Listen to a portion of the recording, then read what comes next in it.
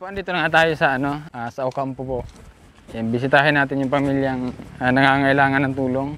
Natas lang ako dun sa sa bata kasi 2 months old pa lang, dumadaan na sa hirap. Dahil yung mga bahay, tagpi-tagpi, inuulanan. Tignan natin kung ano yung sitwasyon nila.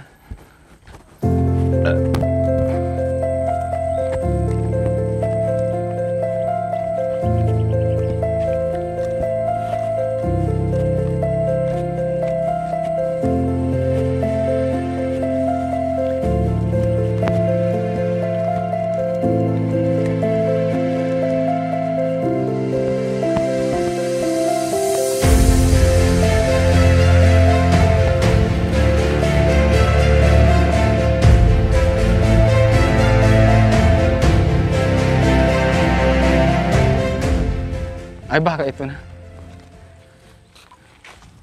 Te, digli na tabi, te. Ay, yan eh. Ito po harong ito. Ito.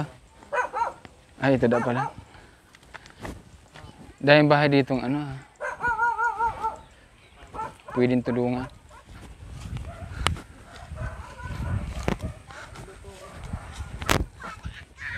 Ito na guys yung bahay ng hinahanap natin.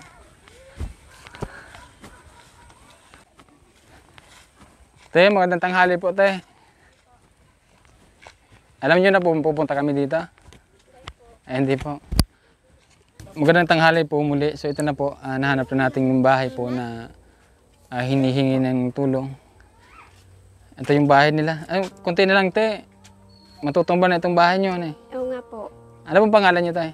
Carlota Pagaw. Carlota Pagaw. Kaano-ano niyo po si Ate Mary Ann Pagaw? Hipag ko po siya. Ito na guys, no, yung kanilang bahay. Baka pag inano ko to, mag-iba na to.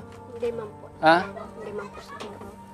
Asan po yung asawa niyo, tay? Nasa Palayan. Wala yan. Oo, nag-ani siya. Kanino to galing mga kukulubir na tay?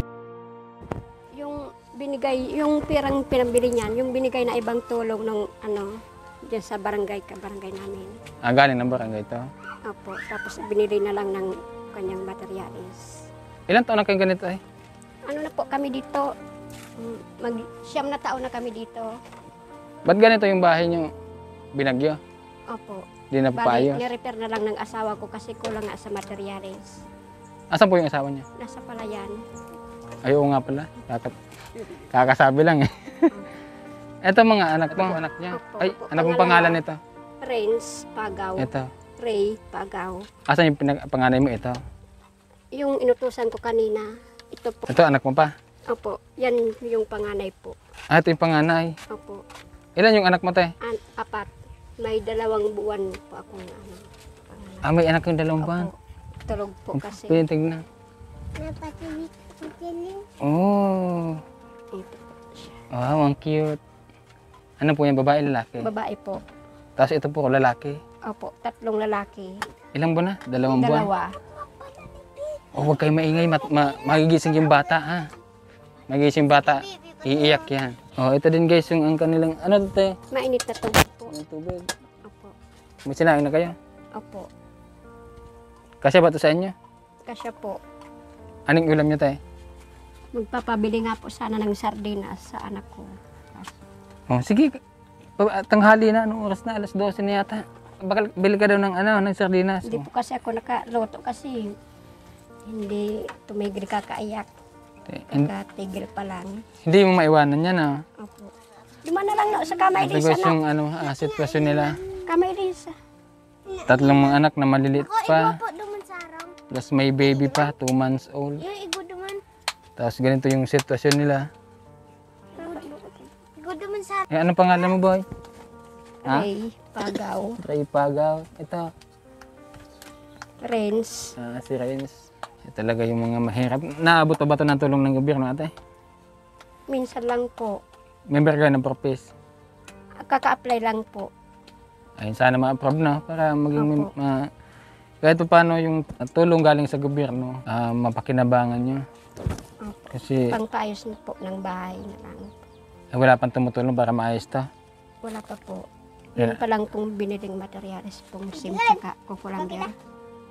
Sana doon sa mga taong nakakakilala sa amin, humingi po ng kaunting tulong para sa aming pamilya. Naman po, kung makadumantaan ko tan sila po. Para po makapagpabuo ng bahay, makapagawa ng maayos. Kasi pag umuulan dito, nababasa din kami. Pag galing dyan yung hangin. Kapag natutulog kami sa gabi, nagbabangon na lang kami.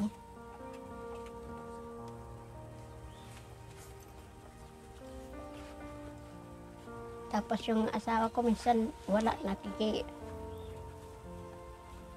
trabaho po siya sa ibang palayan. Bukod sa palayan, ano pong hanap buhay ng asawa niyo? Nung ano po, hindi po nag-lockdown, nag-labor po siya ng construction. Ayun po na nagka-lockdown, natigil po siya sa pag-labor po. Dito na lang siya sa palayan nagtatrabaho. Opo. Siguro advice ko na lang. Kasi mahirap yung pamilya na marami yung anak, tapos Opo. lahat mahirap yung kalagayan, no? Walang trabaho. Opo. So paano na yung mga future nila? So advice ko na lang tayo, siguro mag-family planning po kayo, hanay. Yun na nga po, Yun po ang napag-usapan unang-unang namin ng gawin. asawa ko. Mag-family planning po kayo kasi pag hindi ka nag-family planning, maraming pa yung magiging kawawa. Maraming pa yung magiging Tapos yung marami mga pa bata. lalabas dito na magiging kawawa. Opo. So family planning po tayo kasi Opo. Yun na po ang napag-usapan namin ng asawa ko. sana po yung napag-usapan nyo mangyari, hanay. Opo. Kasi kawawa naman yung mga bata. Yung ayan, di pa kayo kumakain, anong oras na? Mag-alas 12 na po siguro. Oo. May dala kami dyan bigas. Pasoy nga. No. May dala po kaming bigas. Opo. Nagpapasalamat po ako sa nagbigay sa amin ng kaunting tulong na bigas po. Malaking tulong na po yan sa amin. Ayan po, sana guys matulungan natin si Ate Carlota. Matulungan natin yung pamilya niya kasi hindi ko din maatim kung ba't sila nakakatiis ng ganito. Pero dahil nga sa kahirapan, kailangan nilang magtiis. Kawawa din, may dalawang buong sanggol. Ayan, anghel na anghel pa. Wala pong alam yan.